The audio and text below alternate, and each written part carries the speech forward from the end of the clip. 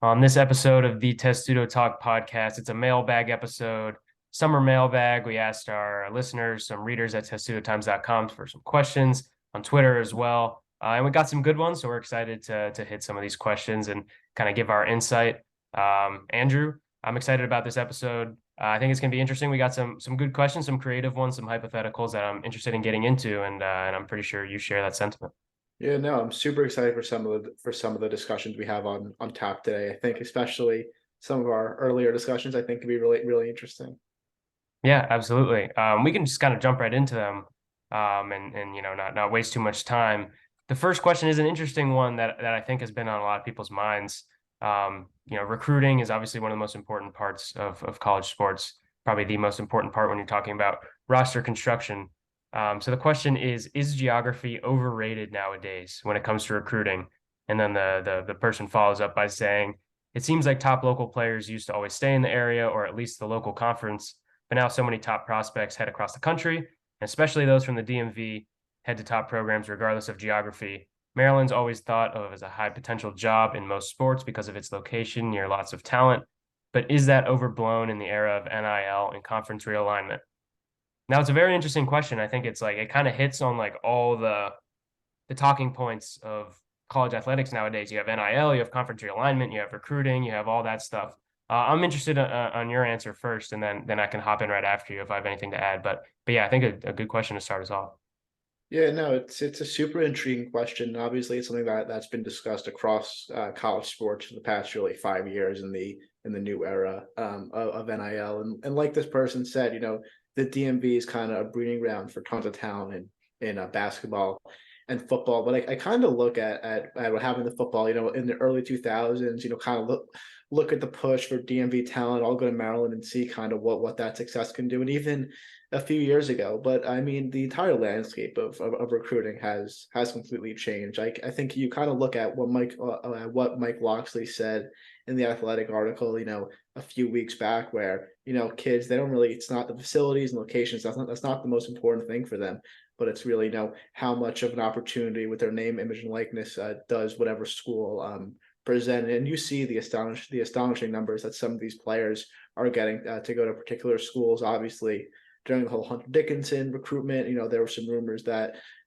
Kansas gave him, extreme amounts of money that that really comparable amounts to what some players could be making in professional leagues, whether that's overseas or even in the states. So I think this person kind of hit it on the head where so even just look from now to even a year like 2016, 2017, everything is different. And I think it can't be overstated how important NIL is. And I mean, personally and speaking to some players, I think that has been a driving factor. But I also think it's more so for the top talent, for the 4 stars, for the 5 stars. Because even if you look at Maryland's 2024 football recruiting class, 80% of those guys are local guys from the DMV area, from Maryland.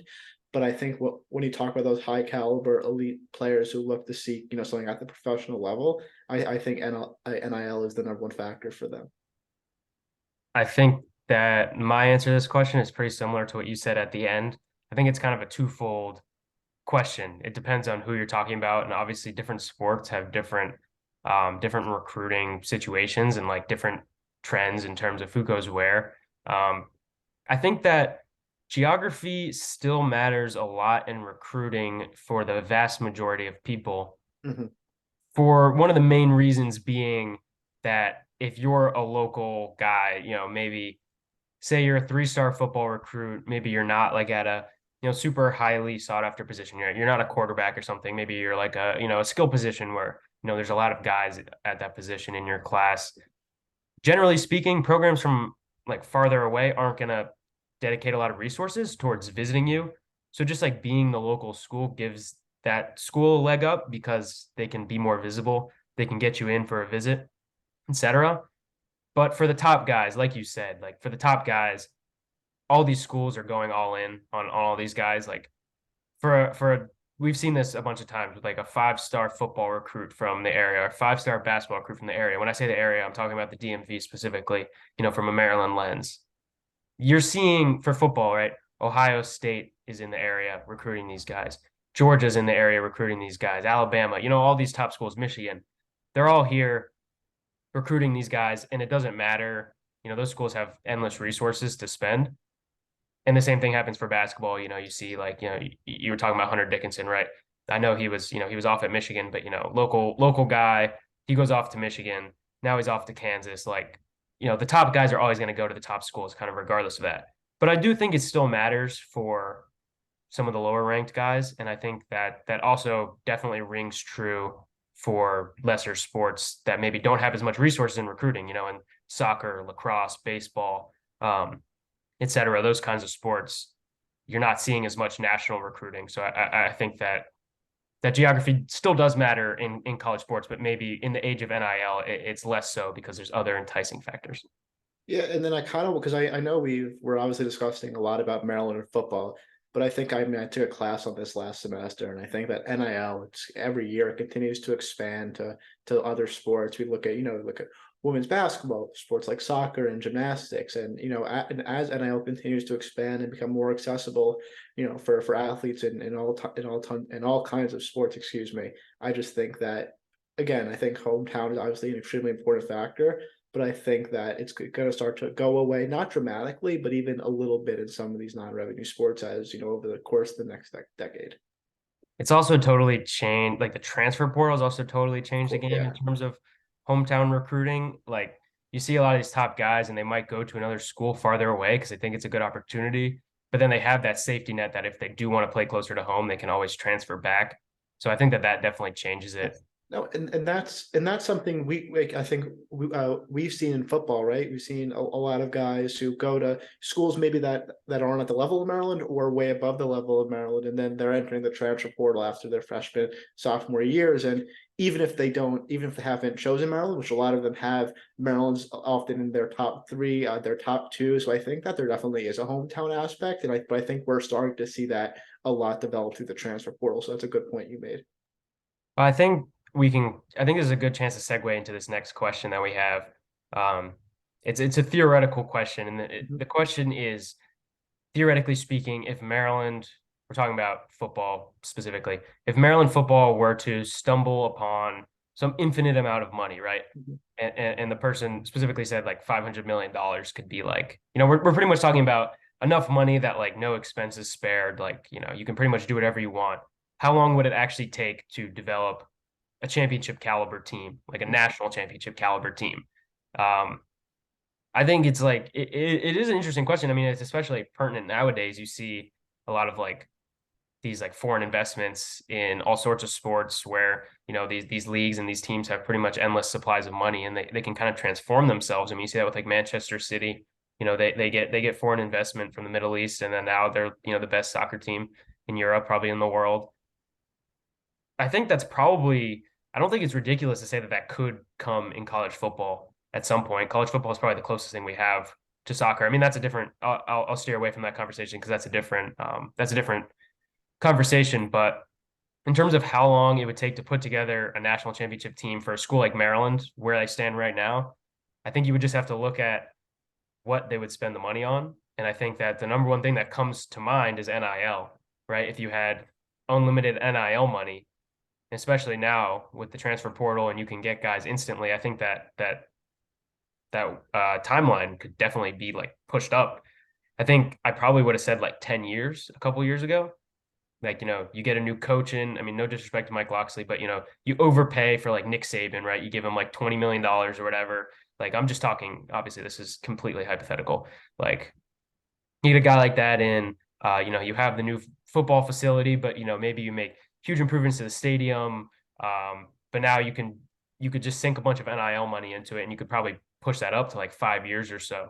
So I don't know if you agree with that. I would say like 5 years, right? If Maryland just had unlimited money, just because of NIL, like what an enticing factor that would be if you had that. And I know there's some examples that we've seen of like programs going all in on like NIL and it kind of falling apart. I mean, Texas A&M comes to mind, and that like who knows exactly what happened, but like there's a lot of people saying that they had the number one recruiting class in the country. They're bringing in a lot of guys, probably a lot of because they have money. They have like that oil money down in Texas, and it kind of it's not looking good for them right now as a program. I mean, they didn't have a very good year last year.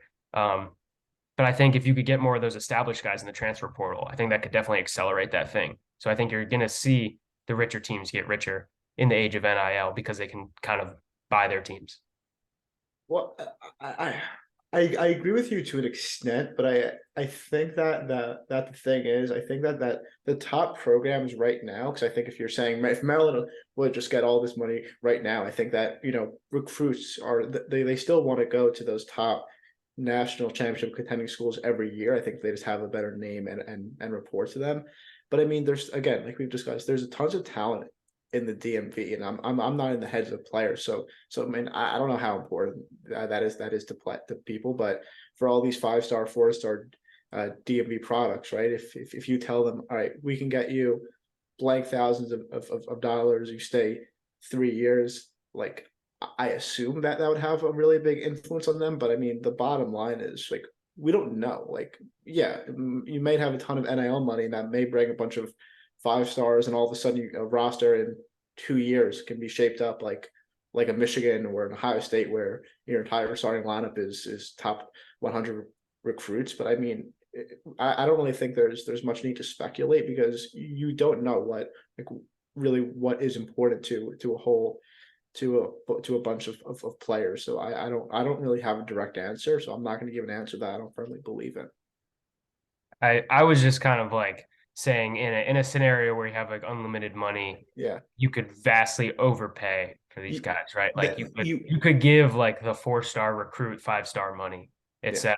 Right? So you could probably speed up It, the process a little. it's the thing with NIL is so unpredictable right now, and I I think mean, it's probably the biggest question mark. it's so Oh, unpredictable and it's so unknown, and it's so tough to talk about when you really don't know the future and how much of an impact it has on players. Obviously, there's a substantial impact, but is that impact enough to change their minds from going to an Alabama or oh, let's come to Maryland? Like you really can't weigh it. You're not inside these players' heads. it's also different in football specifically to, let's say basketball. Those are the two sports with the most NIL money floating around. Like Yeah. Maryland as a team, right? And there's a lot of teams that kind of fit that profile of Maryland of like, like right now what Maryland is, kind of like a middling Big Ten team looking to take that next step. Like as much as we like to say, you can knock off the big dogs and stuff, like for Maryland to get to like a national championship level roster, like the difference between Maryland and like Georgia, It's crazy. or like it's not just like Georgia has a better offensive line or whatever. It's like Georgia's like three deep depth chart is like 5-star recruits. So it would still take some time to build that up, right? Like you can't, it's not like in like basketball, right? Like I said, like in basketball, if you were to tell me the timeline, I would literally say to get a national championship level team in basketball, if you had unlimited money, it would take one off season. It would Well, probably and take one off season to do it. You can't do that in football though. no, and the other thing is that there's a lot more parity in college basketball than there is in football. So I think that obviously would have like you said, it would probably take an off season or two in basketball. Yeah, it wouldn't take very long. Someone also asked like what are the best sources for it was written as what are the sources of the most realistic and reliable NIL deals? I'm taking that question as like where can someone find information on NIL deals? And unfortunately, it's probably not the answer you want, but like none of it's done through the university, and a lot of universities are private anyway. But like none of this stuff is publicly available. Like everything you hear is somewhat of an estimate, unless a player is saying it themselves. I would say, generally speaking, as a rule of thumb, like take whatever you hear and like maybe cut that in half. Cause like the numbers being thrown around are pretty, like people are saying like, millions of dollars for these football players. And maybe there are some guys getting that. I don't doubt that like Tennessee is throwing around millions of dollars because like obviously they're crazy about football and they have a ton of money behind that program. But like, people are saying that like these high school football players are getting like $2 million out of high school. From what I hear, that's not the case. Like, these like top level like basketball transfers, um, they're getting like, they're getting good money, right? It's like it's a lot. It's for someone who's, 20 years old or whatever, like it's like life-changing money. But it's not like the like $5 million for a 5-star recruit that you might be hearing about. And I think just a little bit of a side note here. Obviously, there's like you said, there's not much transparency in NIL. With there's not nobody really knows exactly where that money is coming from. But I mean, new NCAA president Charlie Baker. I mean, let's see if he lives up to his word. But he kind of has said he's trying to make this money more transparent and where it's going and kind of get rid of pay for play. Is that going to be an easy process? No. Is it likely going to pan out? Probably not, but at least it's encouraging, to see the guy that says he's working towards it. I think that's another factor we should take. Yeah, I mean, he's a legislator, right? He's a former Yeah, governor. yeah, Massachusetts, I think. Yeah, I just don't see. I don't, no, I don't see it I either. just don't because like you don't see like like ad deals aren't like disclosed, right? That's all these are, right? So like I guess you could try to take steps to like get rid of pay for play, but like So hard. I we mean, all with know that pay for play has been happening even before like NIL was like theoretically legal. yes, So some of the it's like yeah, it's gonna be impossible. yeah, Like if you don't think that like yeah, the guy, like I know I've talked to like some fans of certain teams that have been like, oh, I'm so mad, like like blue blood programs that are like, oh man, like I really don't like this NIL, like all these teams are paying for players. I'm like, listen, like your team has been paying for players yeah, for a while, like yeah, like maybe it doesn't make you feel right, maybe you like to do it quote unquote the right way, yeah, but like everyone's doing it, like there should be steps taken to like try and level the playing field because like it is an unfair playing field, but also like college sports has never been fair. yeah. Like Never been nobody fair. ever complains that Ohio State Stadium is 4 times the size of like Ohio University Stadium. So like there's always there's always going to be discrepancies and it sucks. Like it's Mhm. fun when like there's massive amounts of parity, but like college sports have never been fair. So Yeah, like it's an no, and unfortunate reality, I think. we kind of need to stay away from this conversation and get into more Maryland centric stuff. But I guess the last thing you let, I mean, you hit it like pay for play. It's always been happening. You've heard the stories about coaches throwing cash in McDonald's bags and whatever, just trying to That get happened players. in the FBI case. Yeah, it's I'm always been definitely happening. gonna. I don't remember if it was Louisville or NC State. It was one Yeah, of the two. But someone like in the affidavit or whatever it was, the yeah, testimony, there was yeah. like a brown paper bag in the parking lot. Like it I was like mean, and exactly like what you imagine. no, and it's even the things of putting players in incredible hotels or taking them to clubs of sorts. When they're on Like a their certain new Big Eats coach maybe might have yeah, been a part of. yeah, no comment on their official visits. But let's move on to more fun Maryland centric conversations. All right. Well, we can. This is a good one that I think a lot of Maryland fans have been asking. Um, with the success of Maryland soccer and lacrosse, why is there not a soccer and lacrosse specific stadium? I know we've seen that with a lot of schools that have successful both of those teams that don't have their lacrosse team playing in the 50,000 seat football stadium. So the person notes that every school in the Big Ten that plays lacrosse, except for Maryland and Rutgers, has their own stadium that isn't a football stadium. And he's right when he says that playing in a 50,000 seat stadium is not ideal. Um, so the question is, why do they not take, say, Ludwig Field, where the soccer teams play? Yeah, Why do they not turn that into a place for the men's lacrosse team to play? I absolutely love this question. This is something I brought up to you a few months back. Um, I'll give my personal opinion here. I did not like the both lacrosse teams playing in Siegel Stadium this year. I don't think it provided a good environment at all. And I think people who want to bring this around money, all these sports are non-revenue sports. So don't really take that in. All these sports lose money. All these sports lose money and they lose a fair share of money. All that data is public information, by the way. But why don't they move? Well, I think the first thing I'll talk about women's lacrosse, field hockey, both play in the Plex, which is a great environment. I mean, I think that when the stands get full, I think it's a really fun environment. And And new and yeah, renovations as well. Yeah. yeah, no, and they just underwent a huge construction project. I know every time I walk to Xfinity, there's always so much construction. No, but Wait, wait until you see this new basketball facility. They've cut off like half of the I'm entrance not to excited. Xfinity. Yeah, no, but again, no, that's an awesome environment. Ludwig Field, the women's soccer team, I think, well, they're also on the rise, but I think that environment is when it's a full crowd, it's amazing. And then obviously we've seen men's soccer when the crew's out in full spirit and that place is sold out lines for students to get in, like one of the best environments in college soccer. So my personal opinion, I think that those sports should stay in smaller venues and have those rocking environments. Emmett? I agree with you. I mean, Yeah. I've been to a couple of these lacrosse specific stadiums. Like Homewood Field is like a, down the street in Baltimore where Johns Hopkins plays. Like obviously it's like a, it's a much older, like historic venue than whatever Maryland would do, because they've been playing in the football stadium for so long. And before the football stadium was expanded to its current size, they were playing there. But like that was a great venue. Like it's small, it's intimate, it feels like a lacrosse stadium. Like I think it's great. I agree with you that those sports are better played in more intimate environments.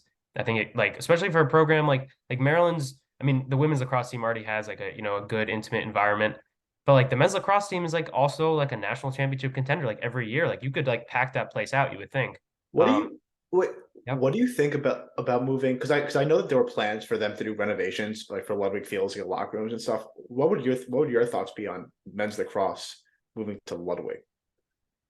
I mean, Ludwig would be, you would think like if they're gonna move to a smaller stadium, it would be like the Uh, logical fit. Yeah. Um, I will say that like John Tillman, the men's lacrosse coach, has been asked about this before. Yeah. He's always said like he does not like playing on natural grass, which is Okay. the thing at Ludwig because the soccer team plays on natural grass and they would have to play on natural grass.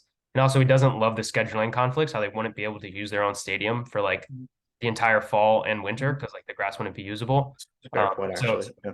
so I don't think that Ludwig I wouldn't get your hopes up about Ludwig as a men's lacrosse stadium.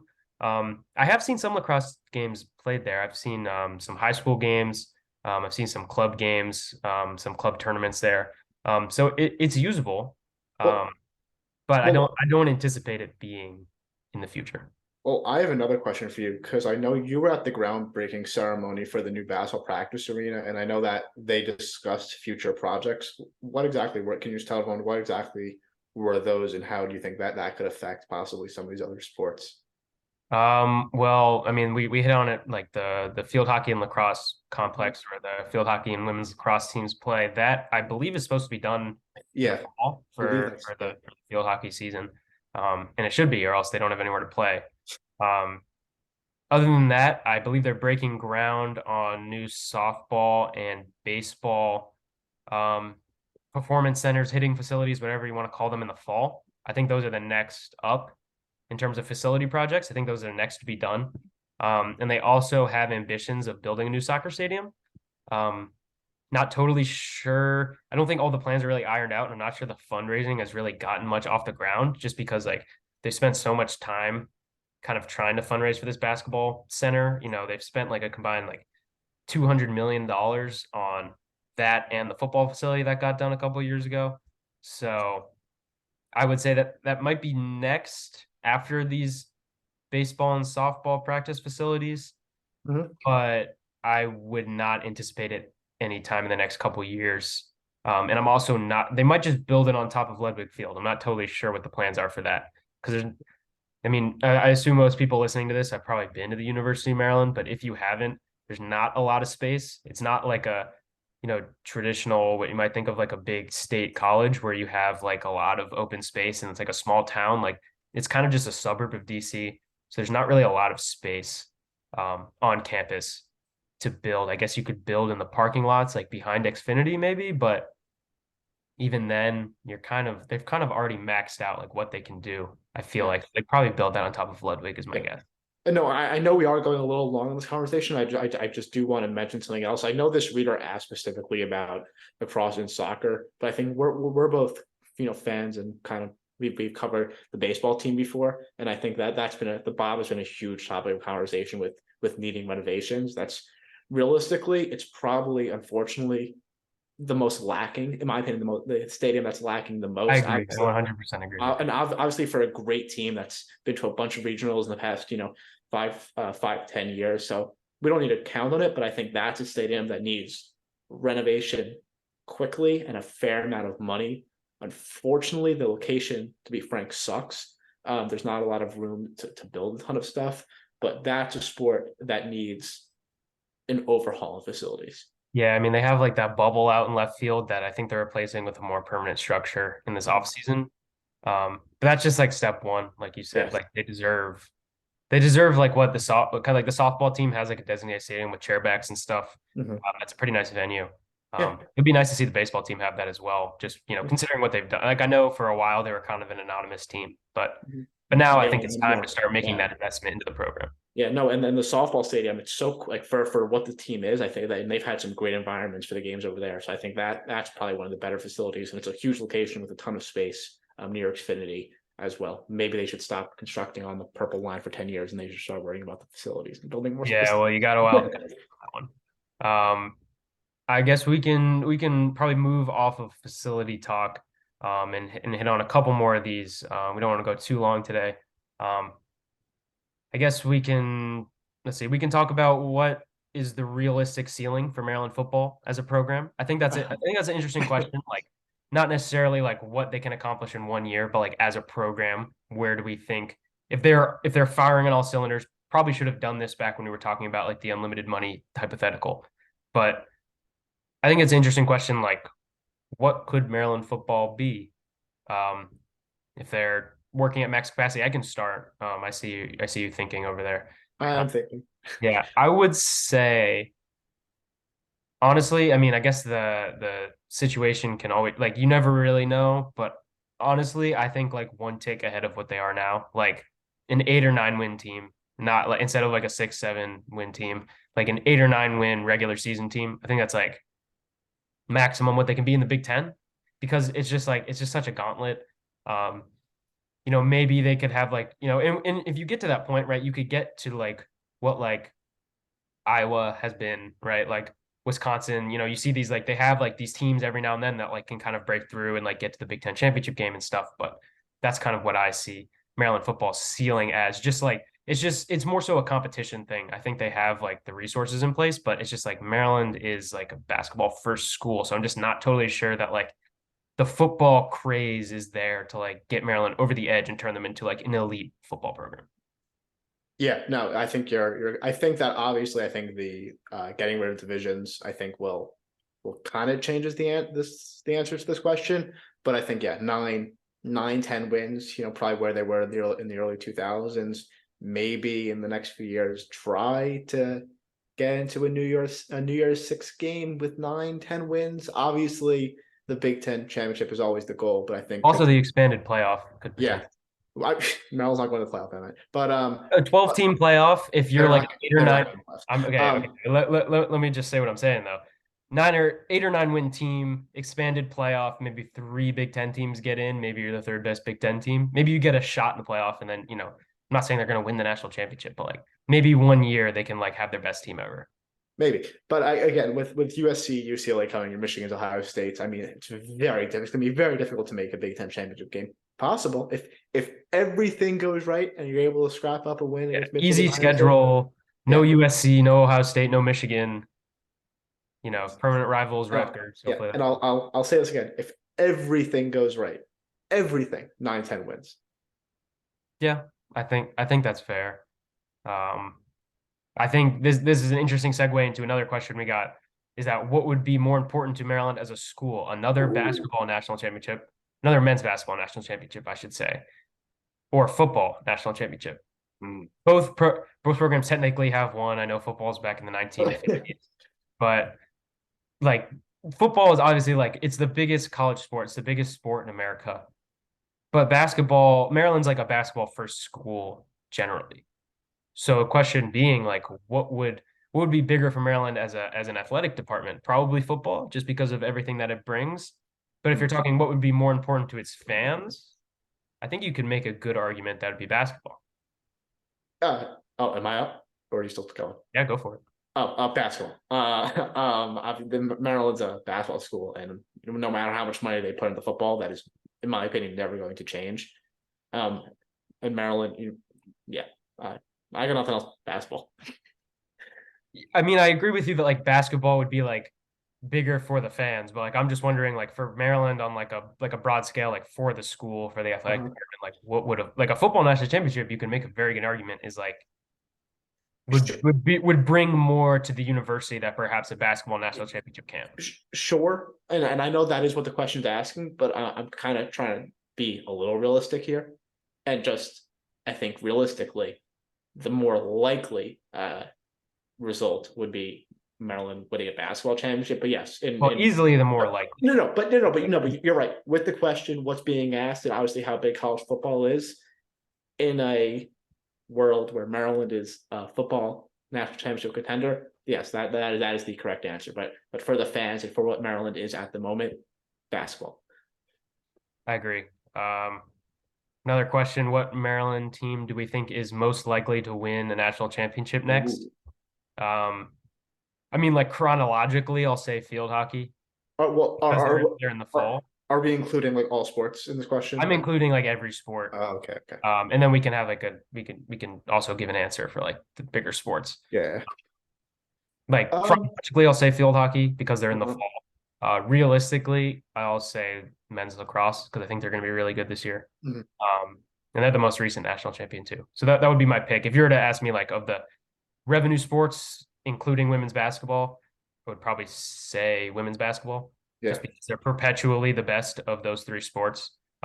Probably maybe tougher competition, but like they're generally operating at that level at a higher rate than football or men's basketball. Yeah, no, yeah. I mean, if you're talking about if you're commenting all sports, yeah, you're probably one of the lacrosse. I mean, both lacrosse programs, they're basically top 10 teams contenders almost every season. But if you're talking about the basketballs and football, I mean, women's basketball, I mean, they kind of went on a little bit of a Cinderella run this year. I mean, they're still a great team, I mean, like in an and elite eight in like a quote unquote down year kind of answers the yeah. question for us. No, I mean a brand new team, and I mean next year there's a lot of returners. It's possible. Possible. I mean, I put my money on LSU I, personally, but yeah, I was gonna say I don't know who's beating LSU. I mean, LSU genuinely LSU women's basketball might be the best team in like American sports this upcoming season, and I don't think that's an over exaggeration. But yeah, I mean, I think Brenda Fries has Final Four aspirations for the season. it kind of sucks. Like for like women's basketball, like we thought we were getting out of the era of like UConn dominance and Oh like, yeah, and now it's just like LSU and South yeah, Carolina, yeah, and even UConn they're gonna have them. and they're going to be really good every year. Yeah, Paige Bucker's back, and and Ice Brady and Ozzy Food, but well, let's move on. Yeah, yeah. This is a Maryland podcast. A couple quick hitters, I guess, before we go because it's been about half an hour. Um, when can men's basketball fans expect the first commitment in the class of 2024? It's a good question. I'd say later summer, early fall. The question specifically asked about Derek Queen, who's a 5-star recruit that Maryland is trending positively towards. I would say sometime in the fall, probably for him. Although there's a lot of schools contending for him, so I could definitely see that kind of dragging on a little bit. He's one of the most sought after guys in that class, but he would obviously be a huge get for them. I would say expect that in a couple of months. Yeah, no, I don't, yeah, Do you have anything to add on that? no. I mean, you look at basketball and football. Obviously, for football, we've seen 2024 recruits already start committing. I think the summer is kind of where it all it all starts with this question asked about the high caliber recruits. So yeah, kind of into the fall, later this summer probably. Yeah, and I've seen the Maryland staff at some of these like live events over the last couple of weeks. They're definitely working hard. They're all over the place. So this is the kind of time where you start to see that pick up, and we'll probably see some commitments in the coming months. Um, Another one. Do you have any update on the status of Eric Molliver and Kyle McCoy? So Kyle McCoy, we reported on TestudoTimes.com. He's a baseball pitcher for anyone that doesn't know on Maryland. He had Tommy John surgery earlier this week, so it's probably out. He told me that his expected recovery time is 12 months. So I'm gonna go out on a limb and say he's probably not going to pitch next year, which sucks because he had a very good freshman year. Um, yeah, all that stuff is on testudotimes.com. If you need any insight on that, Eric Molliver, last I heard, he was doing fine. Missed last men's. He's a men's lacrosse player. Missed last season with a knee injury, with a leg injury, but he should be good for next season. I think last I heard. Um, you're highlighting one of the questions on the document here, so you can fire away the next No, one. no, no, no, no. I was gonna say give yourself some credit on the Kyle McCoy scoop. That was an outstanding scoop by you to get that information out about his Tommy John surgery. No, but I got nothing to add. Yeah, well, unfortunate situation for him, but yeah, but it sounded like he was doing well post surgery. Um, I think this is an interesting one for us both as Maryland students. Who's the most famous? Who would you say is the most famous athlete, Maryland athlete on campus right now? Current athlete? Talia, I think.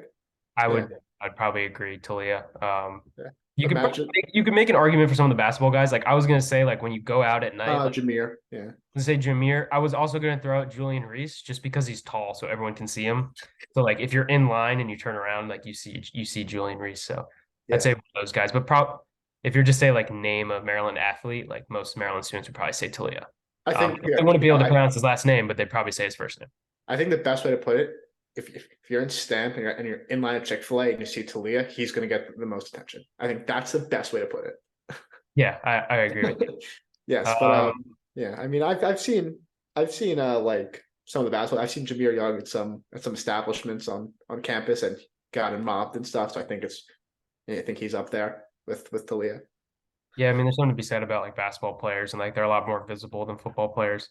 I think that's a real thing. Last question. This will be the last question. What's the deal with the basketball team going to Italy? Um, and it also asks, why are so many teams going abroad? I don't know. It's just kind of like a fun way for the team to go to Italy, and have some fun out there. A lot of teams are going abroad to like they play like a couple exhibition games over there. It's really just like mostly like a team bonding thing, and probably also an excuse for them to like expense a European vacation in the middle of the summer. Um, I think this is like it will sound like a joke answer, but it's like actually not. I think it's literally to have fun. I'm like I being mean, speaking. it should be like, why not? No, like even I remember speaking to some of the women's basketball players like last year because I know they before the season they did like a few retreats and I was like speaking to like the assistant coach and they were just like, yeah, the complete reason we did this is literally for the players to bond and also just have a fun time before the season gets into a grind. Yeah, like I know Nick Saban's famous for bringing the new players to his To lake his lake house. house. Yeah, and they go out on the boat, and that sounds like a lot of fun. All that stuff helps. I know with the new basketball facility, like they talked about over and over again, like how good it's going to be to just have like lounge areas, like that kind of stuff matters, like chemistry and stuff. So, yeah, a trip abroad helps.